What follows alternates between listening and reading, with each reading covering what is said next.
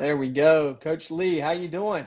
I'm doing okay. I apologize for the delay, guys. I've never done this before, so I was trying to keep my phone up right too is a little bit of a challenge.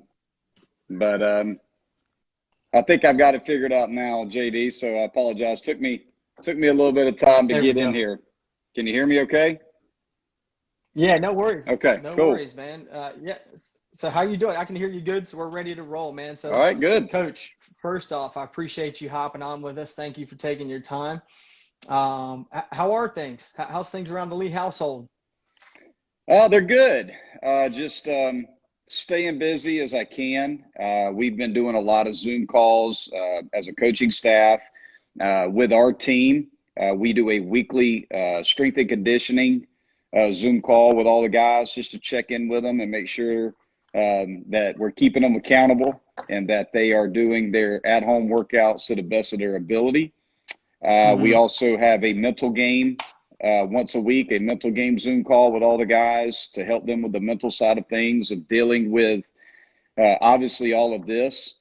We had a great session yesterday with the guys where we talked about the event of losing our season, the Mm-hmm. reaction, which is, we've had some time now to kind of process and react to all of this. A lot of frustration and sadness and depression, just a lot of mixed emotions. And now is the response time to all of that. So we've had time to react to it. Now is our response to being at home, trying to stay safe, controlling what we can control.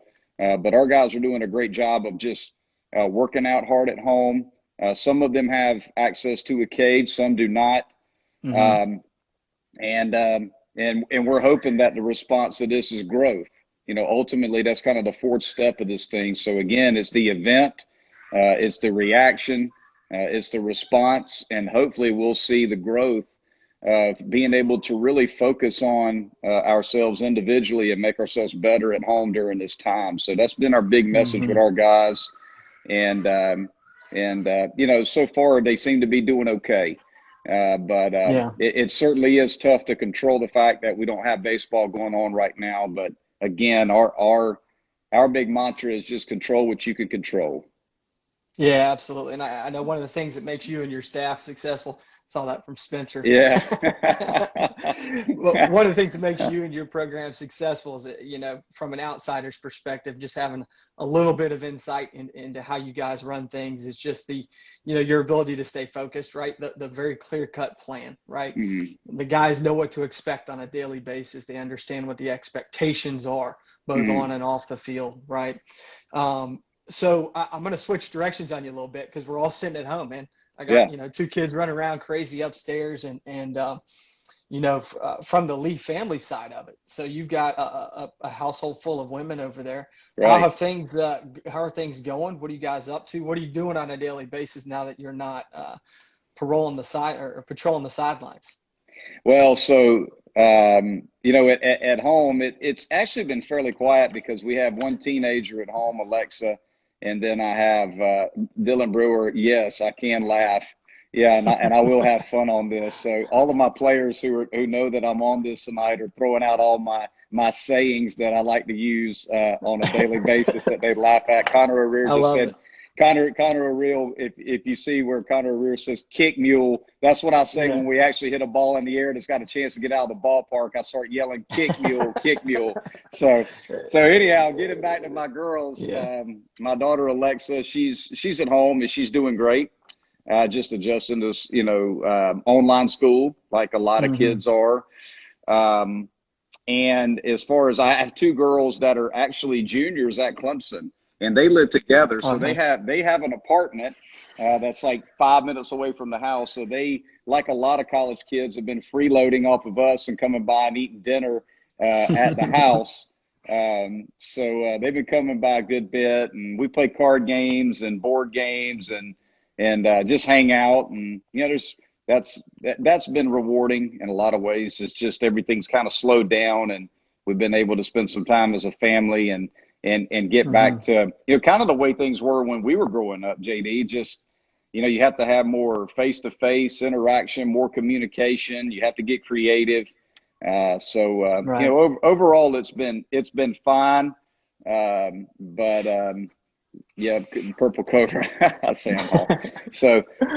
So the purple cobra, Yeah. for those of you who are wondering with some of these comments, I don't know if everybody can see this or not, but the purple cobra, They can. we wear purple and orange, right? So when our guys go to the weight room, I tell them that they should lift enough weights to where their back looks like a purple cobra when it's blown up. So Nice, nice. Well, hey, a so lot of those again, lines, we talked, yesterday or the day before. So how is the weight set at home construction going? yeah, Okay, so when we yeah, talked, you were laying 50-pound concrete weights. right. So give me the update on that. Okay, so far what I've done is I have four 50-pound concrete plates made. My last two are drying out. They'll be ready to go tomorrow. They just need to get a little sunshine. It's Little been care, raining yeah. here today, so I had to cover them up. But Right. I've got about 225 pounds worth of weights. I have my barbell already cut to standard Olympic size. Nice. And I actually built my squat rack and my bench today. It's ready to go. All I got to do now is just stabilize the squat rack Hmm. and let the plates dry out, and it's time to go. At that point, it'll be ready to roll. I'll be able to squat, bench, and deadlift right here at home, and everything Nice. is homemade. The bar, the plates, Yeah. and the rack. So it's completely blue collar, and just the way I like it. And I've challenged our guys to build one at home as well. Nice. But as you know, our guys, they don't know they don't even know what a hammer is. So Yeah. so it's been That's fun. right. Hey, so that's your Jungle Tiger construction kit? That's Is that right. what it That's is? right. We don't have zoo tigers in our program, all jungle tigers. That's awesome, man. All right, so transition a little bit here. Hmm. Obviously, you guys, the Clemson program, been very good friends with Diamond Kinetics for a while now. So talk a little bit about the integration of Diamond Kinetics in your player development, because obviously you talk for us at ABCA. I think I offered you a job there, right? So you could, once you get done coaching, man, you've always got a spot at Diamond Kinetics, because that was one of the best DK pitches I've ever heard. But Coach, walk me through a little bit, about tech in general, and in specific Diamond Kinetics. How does that fuel your player development? Well, it all kind of starts. I'm a huge believer in having very simple philosophies and beliefs in our program, and then I try to find ways to assess those philosophies and make sure that what I'm teaching is fact, is the truth, and not so much tradition. It's one of the things that I love to say all the time when it comes to using data and technology in baseball today is we're always searching for the truth over tradition. Baseball is such a Mm-hmm. tradition-driven sport, and there's so many great traditions in our program and in baseball in general, and we still use a lot of them. But we want to make sure that we're seeking the truth. We want to make sure that what we're teaching is fact, and that we can back Mm-hmm. that up with evidence and fact. So Yeah. that's where bat sensors came into play, JD, and that was one of the reasons why early on I wanted to find a way to make sure that what we were teaching our guys was the truth, that it was going to Mm-hmm. work, that there was not going to be any just straight eyeballing hitters and just trial and error, just trying to just use the eye test to see if we think that works. We want to make sure that what we're teaching is the fact. So we believe in truth over tradition, and that's why we use a Mm-hmm. product like Diamond Kinetics, which gives you all of your pre-contact data, so that you can measure on a daily basis, on a weekly basis. You can see your progress, and you can begin to see that what we call the fruits of the labor. Right, you put all that hard work into the cage. You want to make sure that you're taking quality swings and doing quality drills that are going to truly develop your swing the way that you want it to develop, and you can measure it with a bat sensor like Diamond Kinetics, and also, and I'm not a pitching guy. I've got a couple of my pitchers here on the Instagram live tonight, but we also use the Diamond Kinetic balls a good bit, and I know that Mm-hmm. our guys utilized the Diamond Kinetic balls over winter break a good bit when it came to their Right. throwing program, because we had a progression throwing program for our pitchers where they had to be at 80%, 85%, 90%, ramping up and getting ready for the season. And that's a way that they can hold themselves accountable and make sure that they're throwing the baseball with the right intent and the right amount of volume, and they can track their progress. Right. That's why we use Diamond Kinetics, again, between the Diamond Kinetic ball for the pitchers, but also the Diamond Kinetic sensor for the hitters. It gives us things that we can measure and show our hitters that this is the right drill profile for you. These are the things that we want you to try to reach in terms of your numbers that we feel like are going to make you a better hitter. It's no different in the weight room, right? We have Right.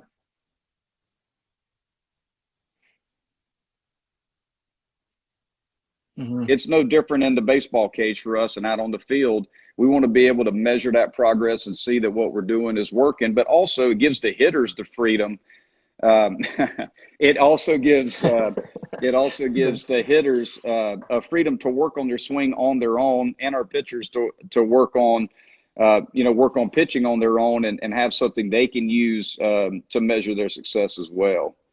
So Yeah, that was an awesome program. Coach C and I had a chance to break down Spencer Strider's 98-mile-an-hour fastball, but no, but kind of the throwing program over break, and how he's talking about different workloads for catch and throw, and right, kind of measuring that progression, right, and I think it really goes back to that ability or that structure that's in place, with the mm-hmm. Clemson coaching staff. And even just the few times I've been down there, just being able to see how everything is focused, Mm-hmm. everything has a clear cut intent and a clear Mm-hmm. cut desired end result, Mm-hmm. So one other thing that I want to get you to talk about as far as Diamond Kinetics is, I know one of the hitting metrics you're really big on is max acceleration, right? The Mm-hmm. ability to accelerate our barrel gives Mm-hmm. you the ability, for your guys to compete at the ACC level, the highest level of collegiate baseball in the game, right? Mm-hmm. So talk to me, why is that important in your program? Why is that important for assessing players and assessing the growth of your guys? Well, it's a good question. I think when you're introduced to a product like Diamond Kinetics, it has a lot of metrics, and you have to take your time as a coach and be able to work through those metrics to be able to determine which ones you value more than others, which one you like, which one you tend to go to that you see really stands out with hitters that do damage. One of our sayings in our program is we swing the bat with the intent to do damage. That's our whole mindset. When we train a hitter, we want to develop that hitter to be able to do damage. And one of the things that we look at is max acceleration. In max acceleration, we find and there's a lot of great metrics, and I'd be more than happy to talk about all the metrics that we use with Diamond Kinetics. But we like max acceleration a lot, simply because we think there's a direct correlation to that metric and your ability to drive the baseball and do damage. So it's something that we look at. It's something that we work on a lot with our guys in terms of trying to increase their max acceleration, because we know that if that number goes up, that guys are going to be able to drive the baseball in the gap, be able to slug the baseball and do more damage. Yeah, absolutely. And I think one of the things we found too, and with a lot of your input, is that ability to kind of assess players, and just finding that the guys that are producing and doing damage on the field go hand in hand with the guys with the highest max acceleration. I appreciate that input on the max acceleration. And just to add to that, it's also an outstanding metric to use in the assessment process as well in recruiting. If you have the opportunity in camp, and I know we've done that before. We've actually had you guys come to our winter camp, and I'll be honest with you, the feedback that we got from the campers was just phenomenal.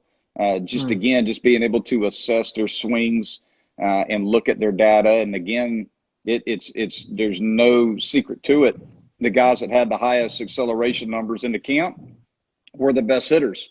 and were able to drive the baseball. When they got out on the field, you could see it. So again, there's definitely a direct correlation, and you can use it in assessment of hitters as well, and in the recruiting process. And I know that there are some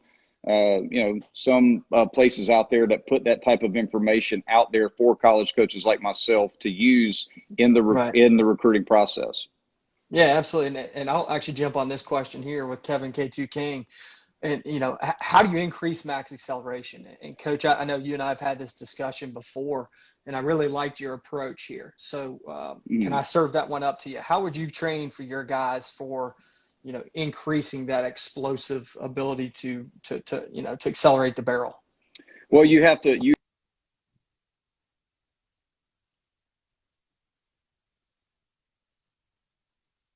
Mm-hmm.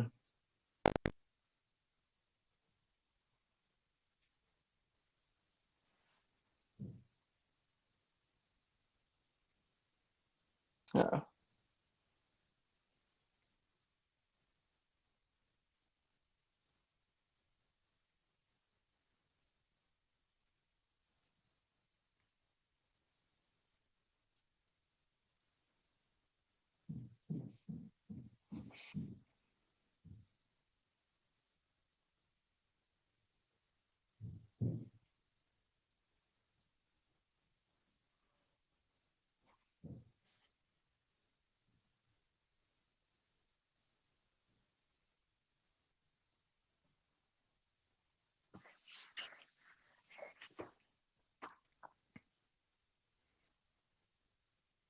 Mm-hmm.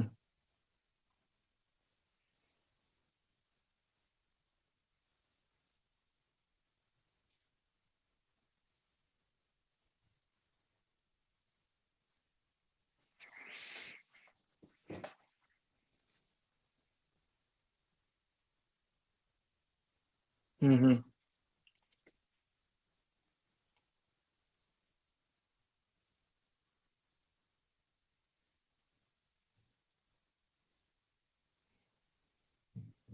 and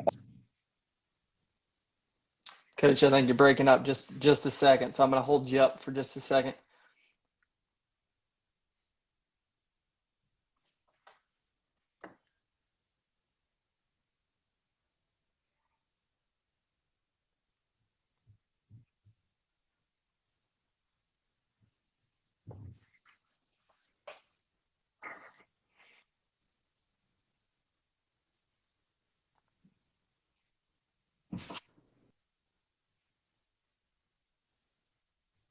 Yeah, yeah. So let me just stop you for one sec, Coach, and so I know you're kind of breaking up for a little bit of that. So I think what Coach Lee was saying first off is building the engine, right? Getting that that core strong, tapping into the sources of power in the middle of the body, and then the second one. Hold on one All right, second. Can you go hear ahead, me Coach. okay? Can you hear me? Yes, sir. Yeah, Okay. All right. All right. You got me? we're good. Yes, sir. We're good. Okay. Cool. Sorry. I think I don't know if my AirPods went out or just the service in my house. It isn't the best sometimes. So, Yeah, yeah. So where we lost you was, so you're talking about first just kind of building the engine, right, and using your big sources of power, right? right. The second being with the underload overload training. Then we kind of lost you there. Okay. Yeah. So, again, I think if you want guys to hit the ball hard, you have to train with max intent a good bit. So we train at high intent with our hitters and at game speed and at game complexity a lot. So we utilize Mm-hmm.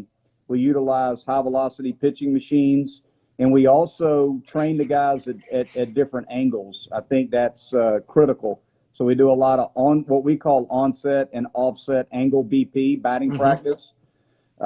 We also take our batting practice on the field in a very challenging environment. Our batting practice is always at 25 feet to challenge the hitter at game timing Mm-hmm. and at game complexity to be able to win the front of the plate at 25 feet. If you're late at all, you're going to Right. hit the ball in the top of the cage. You're not going to be on time, even in our regular coach pitch batting practice. So we do a lot of challenging drills with a lot of different challenging constraints within our program.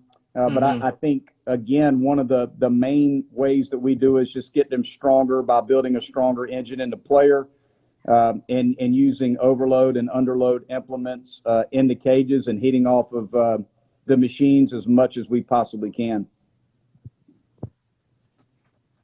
Yeah, and one of the recurring themes that I hear out of you and see inside of your program is just competition, right? Right. Everything is extremely competitive. Everything you're pinning up, one guy versus the next, and just to try to build that intensity or replicate that Friday night type of intensity in a practice environment. So, all right, with that being said, I'm gonna kind of switch gears on you again, right? Okay. So I gave you a little heads up on this. I call it my quarantine 5, since we're all stuck inside. 5 entertaining questions, get to know you a little bit better, and I'm sure your players are going to wear you out on these. So, okay. So here we go. All right, first one: over under 10 pounds gained on your bench press during quarantine. Under. Yeah, Under. I definitely have not gained. That's why I'm building my quarantine gym. Because I need to get back to doing some of my lifts that I used to do with the guys, the bench, the squat, and the deadlift. But I will say this, right. My director of player development, Ben Paulson, and myself, 3 days a week, we do kettlebell workouts. I'm really big into kettlebells. I love kettlebell workouts. Nice. So and we mountain bike ride 3 days a week, 7 to 8 miles. So I've lost about 10 pounds under this quarantine. I've actually got a better six-pack than most of my players, and I'm in better shape than most of them. My mobility is unbelievable right now. Yeah. I don't think any of them can hang with me right now in a wrestling contest or a boxing match. No doubt. That is a direct challenge. I think that one went to Kiera because he's been wearing you out. So, all right. Second thing, craziest thing you have seen during quarantine. Ooh, craziest thing that I have seen during the quarantine. Well, I would say we all see probably the craziest example of this quarantine every time we go to the grocery store. There's no toilet paper. There's no paper towels. There's no bread. There's no eggs. And you can't find hand sanitizer anywhere. So I think that if there's anything that I would say is crazy, it's just the fact that you can't find any paper products when you go to the grocery store. Nice. So I'll add mine. And I went to, I think it was Walmart recently, and saw a person completely wrapped, other than their eyes, in grocery store bags. Just wrapped all the way around, man. It was awesome. That's a Walmart story for you. Well, I will tell you this. One thing that I did that was crazy is I found this video online where a lady took a sock, like an ankle sock, and cut the ends off the ankle sock and cut a little slit, pull it over your ears, and stick a paper towel in it, and you can't blow a match out with it. So you can't breathe either. it's like a homemade bootleg COVID-19 mask, and it works better than any mask you can find anywhere. Again, just cut the ends off of an ankle sock, put a paper towel in the middle, cut a slit in it, pull it over your ears, and I'm telling you, I tested it. You can't blow a match out. So you're good. No COVID-19 in and no air in either. That's right. So you have to breathe out your nose, which our strength coach thinks you need to be able to do anyhow, right? That's great. All right, number 3, tell Tiger Nation something unique about Monte Lee that we didn't know before tonight. Ooh, something unique about myself. I'm very into a lot of different types of music. So I have a very wide range of music. And I think our guys can attest to that. They're surprised by how many songs I know that they listen to of that's kind of popular today. So I'm kind of a music aficionado, I guess. I know every song, especially classic rock songs that come on the radio. Just love a lot of different types of music. That's one thing about me that a lot of people probably don't know. Besides that, I'm a pretty avid outdoorsman. I love baseball, love my players, but I love mountain bike riding. I love to work out. I love to hunt. I love to fish. I just like to be outside. I like to hike. Just kind of anything that involves that. I love podcasts. I listen to a lot of podcasts on a lot of various topics. But I try to be fairly well-rounded, I guess. I don't know if that's something that nobody knew about me, but probably music more than anything. I like a lot of different types of music. Nice. All right. Number 4, favorite show you binge watched during quarantine? Ooh, binge watch. I'm not a big TV guy, but I will say, and I've watched quite a few Netflix shows over the years when I've had time. I've got more time on my hands now, but I've gotten into Ozark. Nice. So I'm about halfway through season 2 of Ozark, and it is dark, and it is disturbing. But it's also very, very good. So that's a show that I've watched. I did watch The Tiger King, yes, and I thought it was terrible. But it's one of those shows that you just can't stop once you start. But Ozark has been really good. I don't binge watch. I'm not a binge watcher. I literally stay inside maybe, honestly, up until dinner time, maybe an hour during the day. For the most part, I'm outside doing something. So, but I have started Ozark, and it is freaking good. Yeah, it is. It is. I'm in season 3 right now, so I'm hooked myself. But all right. So last one in quarantine 5. All right. What's the most uplifting or positive story you've heard during quarantine?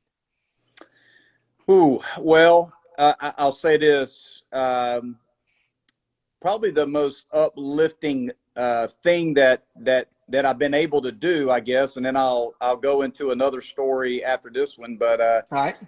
We had a series of tornadoes come through Seneca last week, and it hit our town really, really hard. I live over in Seneca, right across from Clemson, and was able to go over and help some families that had some pretty serious devastation in their neighborhood, and that was really a cool experience.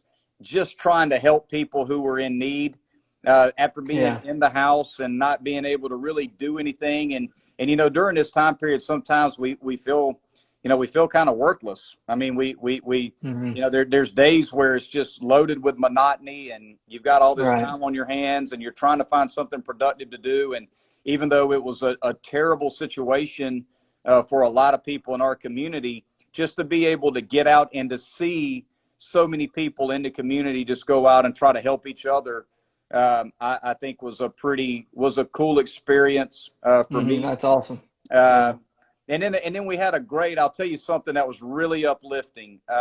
So we had a great Zoom session with the head of our mental performance, Milt Lauder, the other day. All of the head coaches did, and he talked about some of the people in history who have achieved great things when dealt with serious adversity through events. So he talked about Sir Isaac Newton, defined the laws of gravity, and actually found calculus during the bubonic plague. So for 2 years was isolated due to the bubonic plague, and actually the reason we have calculus to this day was during that time period, and also the laws of gravity. And he also talked about Thomas Edison. Thomas Edison spent his whole life, was the greatest inventor in American history, spent his whole life, obviously developing these great inventions, and actually came up with a laboratory in New Jersey where the greatest inventors in the world at the turn of the century all studied and did research, and it burned to the ground. And when it was burning, his life's work in front of him at 67 years old, he said, I will begin rebuilding this tomorrow. This is no big deal. It had a lot of rubbish in the building anyhow, and it needed to be cleaned up. So, again, just 2 examples of people who were famous in history that did amazing things through adversity. So, it's just things like that. Again, I think that what this has taught me more than anything is an appreciation and also perspective, just how powerful perspective really is. I think we all get caught up in how fast the world moves day in and day out. We don't take a step back and really to get to do what we do, which is appreciation just for the ability to do that for a living. So if there's Yeah. anything that this has taught me, it's that. That was awesome, man. Yeah, that's great. And it's, one thing I know, one thing y'all talk about a lot is the mental side of baseball, right?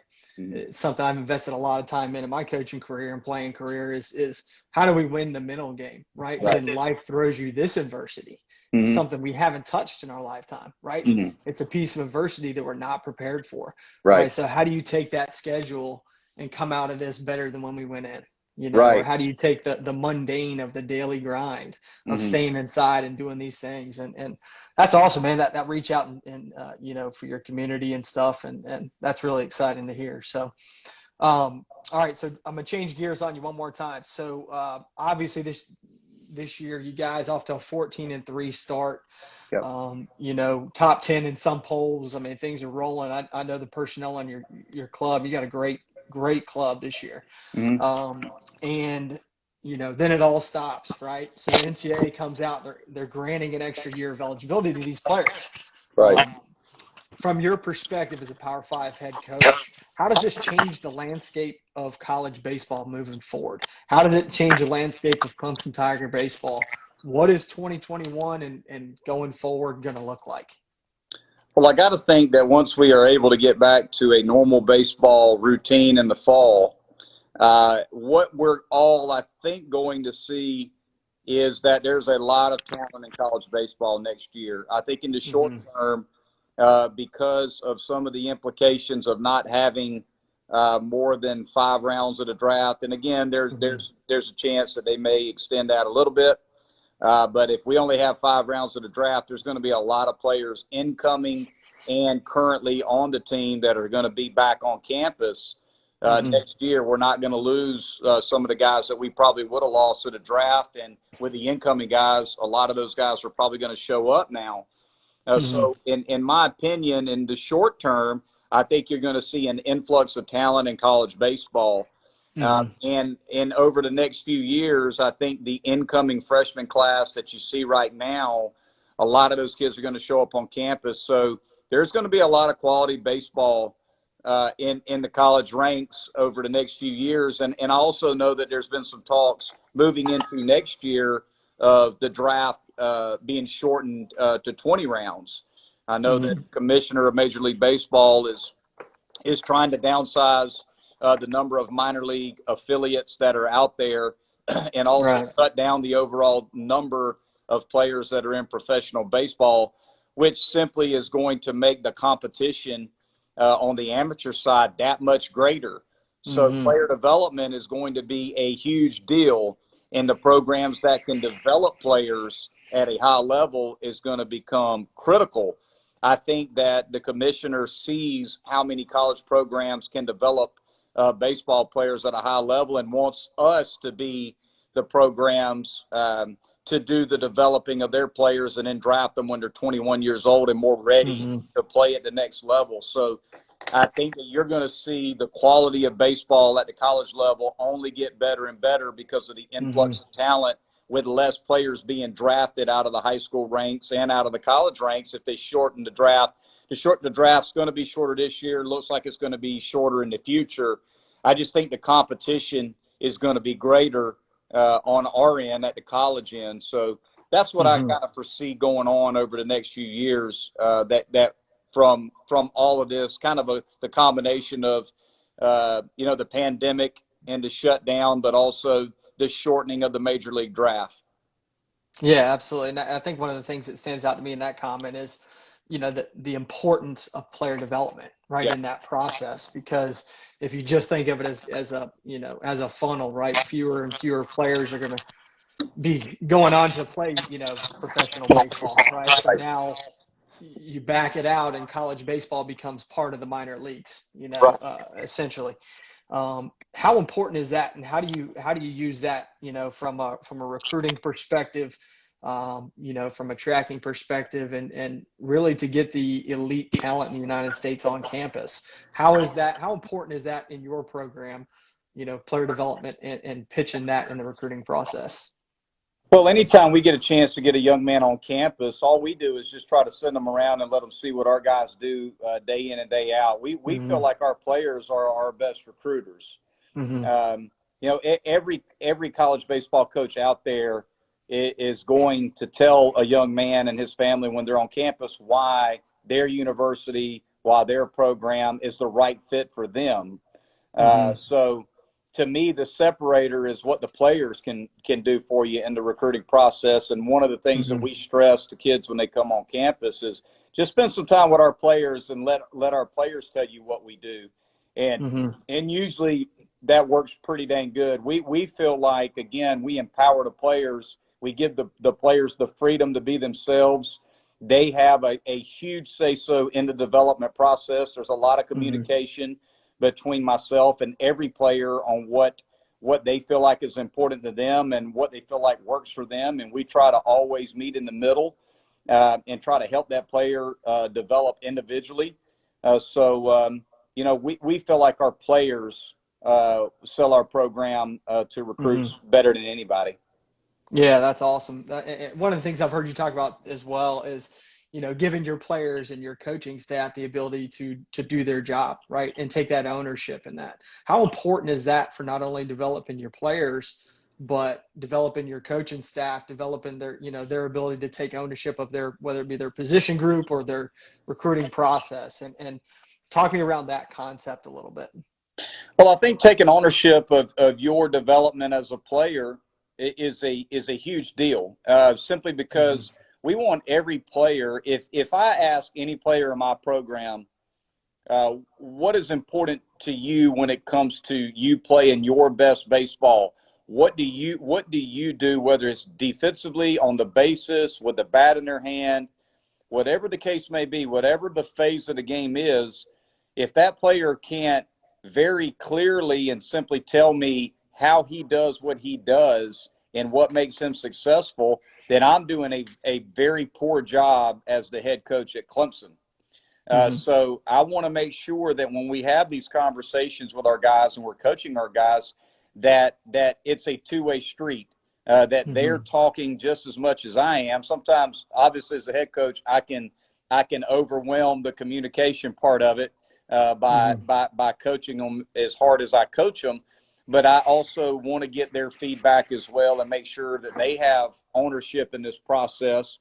Um, and we give them a lot of freedom when it comes to what we do in the cages. Um, we don't make them do certain drills. We introduce the drills, we tell them why they work, and then we let them play with it, work with it, start to develop their own routine so that they take ownership of their development as well. Same thing with the pitchers. Coach C will tell you he has different throwing programs, different weighted ball programs. Even our strength coach individualizes the weight room program for the individual needs of the player. At the end of the day, it's about maximizing the individual development of the player so that the team thrives. I Yeah. mean, that's the key is that's when they really take ownership, when they feel like you have made a vested interest in them individually. It makes them buy into the team concept even more. So that's kind of our approach. We obviously have team philosophies and things that are universal that we teach in different Mm-hmm. areas of the game. But when it comes to the swing, when it comes to the delivery, when it comes to the body, it's all individualized. Yeah, that's awesome. And Coach, before we move on to our last question, guys, if you're watching, make sure you drop your questions in at the bottom of the screen. We'll get to those after this next question with Coach Lee. So I want to know a little bit about the Bonnie Lee story. All right, talk to me a little bit about kind of your coaching, coaching mentors, your path Mm-hmm. to the job that you have today, because obviously Clemson, head baseball coach at Clemson University, is a highly sought after position. But talk to me about the grind to get there. Because that's not something that's given. That's something that's earned. Mm-hmm. That's something that's only given when it's deserved, right? So walk us through that story. Well, I think I would say the some of the things that I'm probably the most proud of in myself is that I've stayed true to myself. throughout this whole process. This was my 5th year at Clemson, my 12th year as a head coach, and my 20th year in the game as a coach. And I feel like I'm much more experienced, and I have a much better understanding of what I do now than 20 years ago. But I still have the very same core principles, and I've stuck to those. I'm very authentic. I want to be myself. I've always believed in that. I don't believe that you follow in people's footsteps. I believe that when you come into a program as a head coach or an assistant coach, that it's very important that you're yourself and that you make a lot of mistakes. One of the best pieces of advice that I received early on is that if you're not making a lot of mistakes as a young coach, you're not working hard enough. And there's an old saying that you want to work smart, not hard. And to me, when you make a lot of mistakes because you work hard as a young coach, that's how you develop the ability to work smarter. And that's what I found over my time. I'm not the smartest guy out there. I don't try to be. I don't think I am. But I'm passionate about what I do, and I believe in what I do. And I think our players would attest to this. I'm very loud. I'm very passionate. I'm very aggressive, but I'm myself, and I want them to be the same way. I've always believed that you take the handcuffs off your players and let them go. And it's the same way with my coaches. It's a shared vision. Bradley LaCroix, Andrew C., Ben Paulson, Jared Broughton, my coaching staff, I want them to be them. I don't want them to be yes men. I don't want them to be me.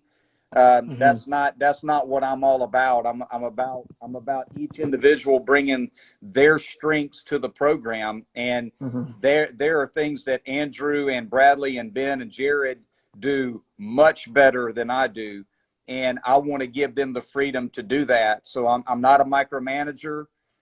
Again, I'm okay with them making mistakes as long as they're aggressive and it's with the right intent behind it.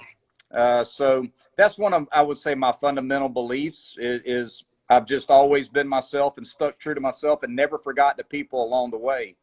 I give a lot of credit to my high school coaches, first and foremost, Paul Kirkland and Randy Stokes. I played for 2 men in high school that were phenomenal high school coaches. Won a state championship in 1993 as a sophomore, and that showed me what standards and expectations was all about at a very young age. And I was lucky to play for a very successful high school baseball program.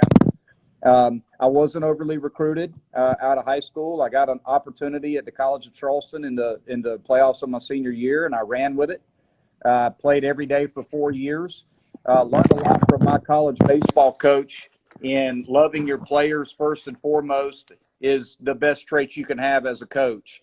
Ralph Civiteri, he loved his players. He would hug us. He would kiss us on the cheek. He was a big Italian guy from Pittsburgh. Big hugs. He was, yeah.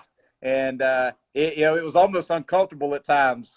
This guy's always hugging us and kissing us on the cheek and telling us that he loves us.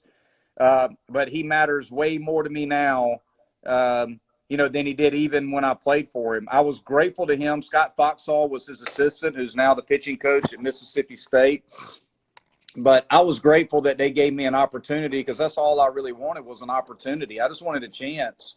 And I got that chance at the College of Charleston as a player. But my head coach, taught me what loving your players is all about. And to this day, when I talk to my teammates that I played with, we talk about how much Ralph loved us. And he means an awful lot to us just simply because he cared about us as people, much more so than he did baseball players. When I got into coaching, one of my mentors is Tim Wallace, who's the head coach of Spartanburg Methodist. I don't know if there's a better junior college coach in the country when it comes to putting out great teams and developing players. Moved on from there, worked with Ray Tanner. I was with Coach Tanner for 6 years in South Carolina as an assistant, and got a chance to not only work with the best in the business and Ray Tanner, but also got to work with Jim Tallman and Mark Calvey and Jerry Myers and Sammy Esposito. got to work with some great coaches while I was there too, guys who were, still in the game and doing some really good things. And I learned a lot from those guys. Coach Tanner may be the most competitive human being I've ever been around. Right. I got to see what, a guy that just did it at the highest level possible. And then I moved on to the College of Charleston, got my first head coaching job. I was at South Carolina for 6 years. Got to go to Omaha twice there as an assistant. Then came to CFC in the summer of 2008. I was there for 7 years, and we had a great run there. Had some great teams there. Went to a super regional in 2014 as a 4 seed, and then got a lifelong opportunity, a once in a lifetime opportunity at Clemson in the summer of 2015, and I've been here ever since. So, my story is simple. I'm just myself, and I'm a lifelong learner. I love to reach out to other coaches and talk to other coaches about the game and their strategies and what they're doing. And I've got an open mind to the game. Again, I think it's just very important that you're as authentic as you can be at all times, because, you got to be true to yourself. So that's kind of been my story, I guess, along the way, the whole time. Yeah, that's awesome, Coach. So one last question, and I saw this come across. Let's see, from Bulldogs 1B30. So he's asking, just how to use data into the into the development process. And I'll take it a little bit different direction. But I know your program, you utilize data, you utilize technology at a high level. Right. But talk to me about that balance between data, technology, and feel. What my eyes are saying, what the data's saying. How do we mesh those to make on-field, winning on-field decisions? Well, again, I think you have to make sure that feel is important. It's very important. The player has to feel what you're trying to get him to do. But what you want to do, what you want to do is you want to make sure that that you're using the numbers to show the player, when you feel this is what's happening. So it's really important that that's the way that you go about doing it, is using the feel of the drill and showing the player the results so that he can see for himself that when I do this drill with this particular feel, then it creates the metrics that I'm looking for. As far as what we use, I'm a big believer in pre-contact and post-contact data with a hitter. So we use Diamond Kinetics for all pre-contact data. We use Rapsodo along with TrackMan for post-contact data. We have Rapsodo in our cages, and we use TrackMan out on the field. So those are two things that we use when it comes to data, when it comes to assessing a player. And another thing that we do too on the data end is, in preparation for games, is we use the TrackMan data that we have and the video data that we use on pitchers that we're going to face, and we set our machines up to replicate the release height, the extension rate, the spin rate, the velocity, and the breaking ball of the pitcher we're going to face that day. And we train our hitters in the cage so that when we play, our guys have had sometimes 15 and 20 at-bats against that pitcher before they ever face him that night. So that's another way that we use data and technology as well, just with the video capabilities that we have in scouting, along with TrackMan data. We can create the picture, and it's not the same, but we can get it fairly close to where the player feels ready at game time to play, because we've utilized the technology that we have. Yeah, that's awesome. That's awesome. Well, listen, Coach, I know we got to kind of bring this to a wrap here, but what I'll say first off, thank you very, very much for coming on with us. It's awesome to get a kind of a deeper look inside the Clemson program, how it's run from the top down. One last thing before we check off here is, what's your final word to Tiger Nation here? Like, what's the outlook for 2021? How you feeling about the team, the program moving forward? Lord willing, we get back on the field very, very soon. But closing comments. Well, here's what I can say about our program to our fans who are on here and watching. We were 14-3 when our season came to a close. Mm-hmm. In 6 of those 17 games, they were one-run games. Mm-hmm. We won every one of them. So if you Nice. want to watch a team of players that compete in high-pressure situations, as good as anybody does, come watch the Clemson Tigers play next year, because we got a group of blue-collar, tough, hard-nosed competitors that compete as hard as anybody out there. We're not perfect. We're going to lose some games, but we're going to win a lot of games because we've got great makeup, great character, and great kids in our program. So I'm excited about the opportunity to get back on the field come the fall with our guys, because I know what type of character and makeup and toughness we've got in that locker room. So it's going to be an exciting year when we can get back to playing baseball. Yeah, that's awesome. Well, one thing I know is toughness starts at the top. So, Hmm. you got a great coaching staff. Thank you so much for your time, Coach. Yep. Always great to talk to you. Thanks for sharing some knowledge. I definitely have learned a lot, and I appreciate you coming on. All right. Thanks for having me on. Yes, best to you and your family. We'll talk soon. All Appreciate right. it. See ya.